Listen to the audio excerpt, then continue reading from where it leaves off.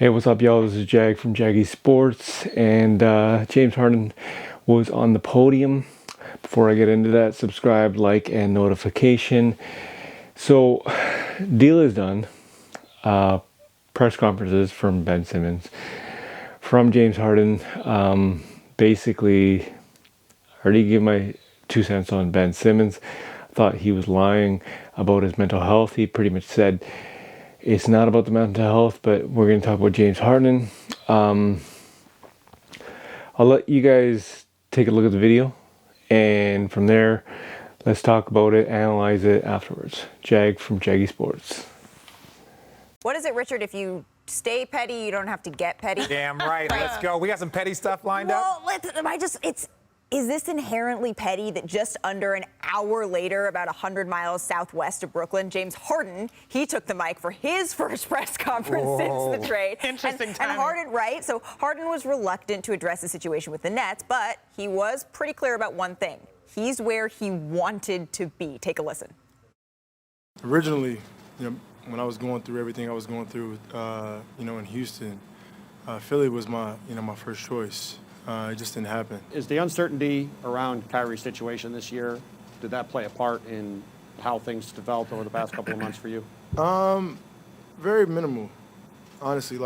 Obviously, me and Kyrie are really good friends. Whatever he was going through or is still going through, that's his personal preference. But it definitely did impact the team. For me, it made sense, man. It's a time where I needed to be, around guys that I know that want to win and know that they are willing to do whatever it takes to win. And the structure here is unbelievable. We've heard the word championship being thrown around here for the last half hour. Pairing you and Joel, do you see that being possible? I'm sure you see that being possible this year. Hell what will yeah. it take to make it happen? Was that a hell yeah? Hell yeah. All right, so there's a whole lot there. Richard, just what's your reaction to what we just heard? Well, first of all, I understand he's kind of contradicting himself. Well, Kai wasn't. Look, Kai has his own thing, and I respect that. But also, it did impact the team. See, it's not a perfect science in sports about dodging questions because you're pretty good at it. I'm very good at it, but you can't plead the fifth. You can't plead the fifth here in this thing. I don't like either of you two right now. Zach, you're still my guy. So when he can't do those things, he's just going to say every political answer, and I like it. James was like, hey, it did affect the team. That's on Kyrie, but this is where I want to be. This is why I want to focus on, and that's probably the best answer we're going to get out of him. And if you think about it, he is right to some degree in the fact that, all right, Philly was probably his first choice. Fit-wise, the embodiment of the city. He's coming from Houston to Philly. Both are tough environments, where you have to play and, the fans celebrate you. And I feel like we all saw that in our heads and we're like, okay, James can really fit there. That's like his vibe. But I think what we've seen through the past, year or so is that the reality is championship was his first choice. Meaning tag teaming with Kyrie and KD would provide what he actually wanted first and foremost above even Philly. And that's why we had that big three experiment where it was for a short time the best offense we had ever seen. But the reality, the fit in Philly overall makes sense for James Harden as a point guard, someone that can shoot, that's great offensively, paired with one of the best big men in the game. Oh, I want to get to that more in just a second. But Zach, first, your just initial reaction to what we heard from James Harden. Can you imagine being the Brooklyn Nets?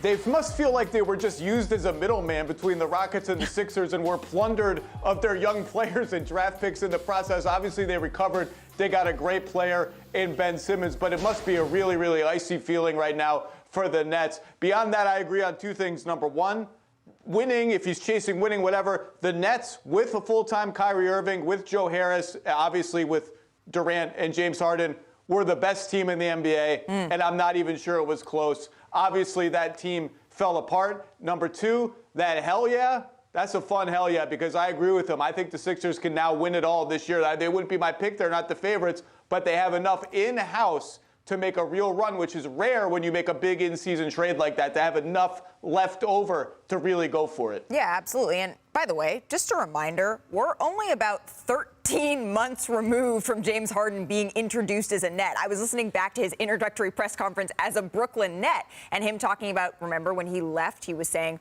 oh, well, I didn't feel like I could win there. Now I'm in a better situation. And Sean Mark said, oh, we don't feel like we leveraged our entire future by making this deal, as in the James Harden deal, but we have a window and we need to capitalize on it. Obviously, they didn't. But Shanae, does James Harden now have a better chance to win with this Sixers roster than he did with the Big Three in Brooklyn? Yes, he does. And that's not a controversial answer because guess what? The Sixers roster, most of the players are available for most of the games, especially the playoffs. And that's the difference when it comes to the playoffs. Availability, health, that's number one. Joel Embiid has been healthier, and that's why we're seeing him each year get closer and inch closer to being an MVP candidate right now. I think a lot of people think that he's that guy. Now, James, health has been the name of the game for him in the playoffs, not even just when it came to last season and, with the Brooklyn Nets, but it also lingered, and he fought against that narrative in Houston. So will those two star players be available?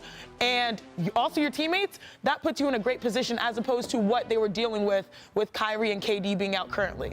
Okay, so this is to add to what she is saying. The best situation for James to win a championship is to be in Brooklyn with a healthy team and with Kyrie playing full-time.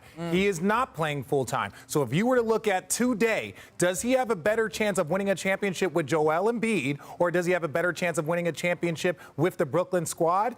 It's definitely Philly. So, this is, and that's what's frustrating is that, to what Zach said, the entire team, it was one of the greatest offenses we've ever seen. They would be, without a doubt, the best team in the league if Kyrie was 100% playing and Kevin Durant is healthy. That is not the reality. What is the reality is Joel Embiid is probably the MVP favorite right now. Philly is balling, and now he gets to go add to what they've been doing. All right, period, Zach. To underscore RJ's point, I'll say this. I heard from a number of front office people and coaches on other Eastern Conference playoff teams yesterday who said two things. Number one, not great for us that Brooklyn and Philly both got better at the trade deadline with this trade, but whew, sigh of relief that Brooklyn team didn't work out and broke out because that team, we were looking at that team like, what the heck are we going to do with them for the next 3 or 4 years? Nothing. So really both can be true. Today, Philly has a better chance of winning, but that's because the Nets team, as we thought it would exist, did not exist, broke apart amid infighting, chemistry, some of which was James Harden's doing, some of which wasn't. Right. Well, and you said that they're, what did you say, the greatest theoretical team in NBA history? I mean, that's what they're going to go down in the history books as, the greatest theoretical team, because my goodness, the glimpses we got, amazing.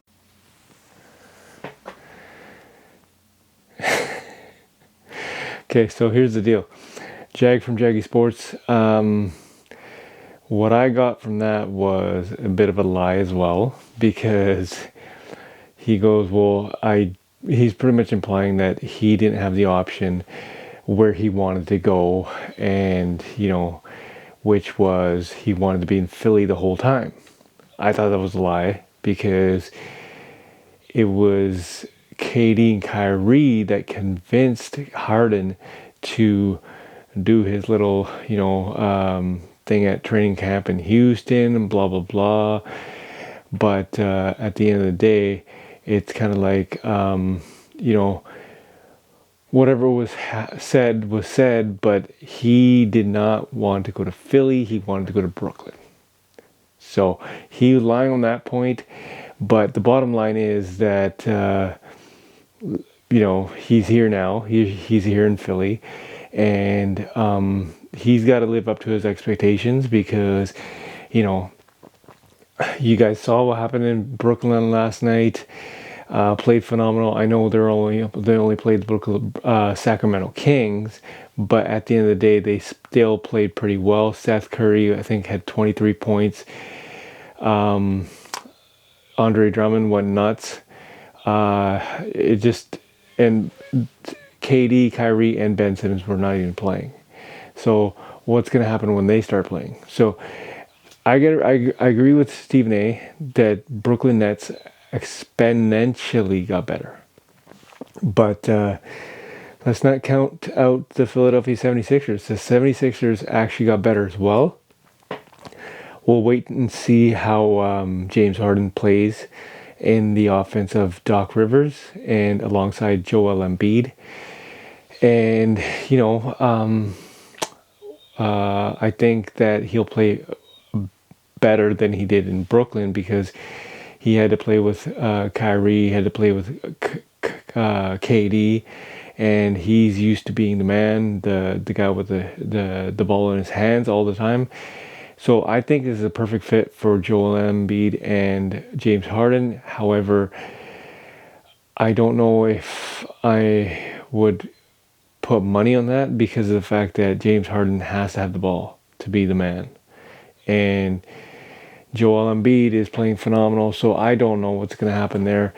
Tell me what you guys think. Tell me what you think about how this tandem of Joel Embiid and James Harden would work out.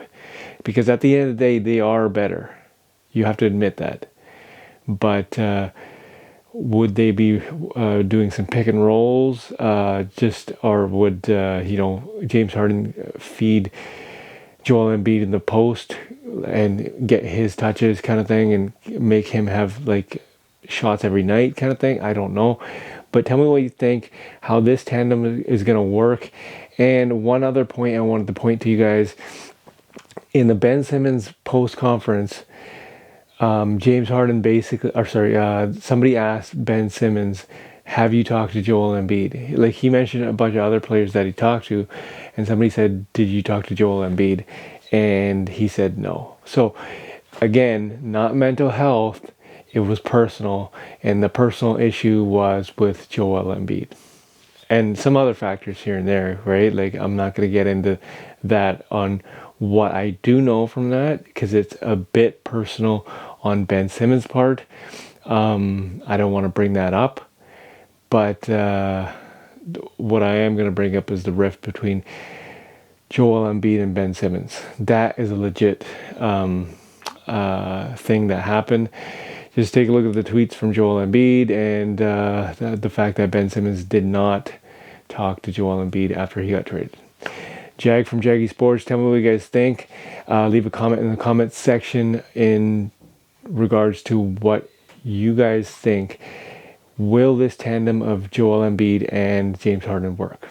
Jag from Jaggy Sports.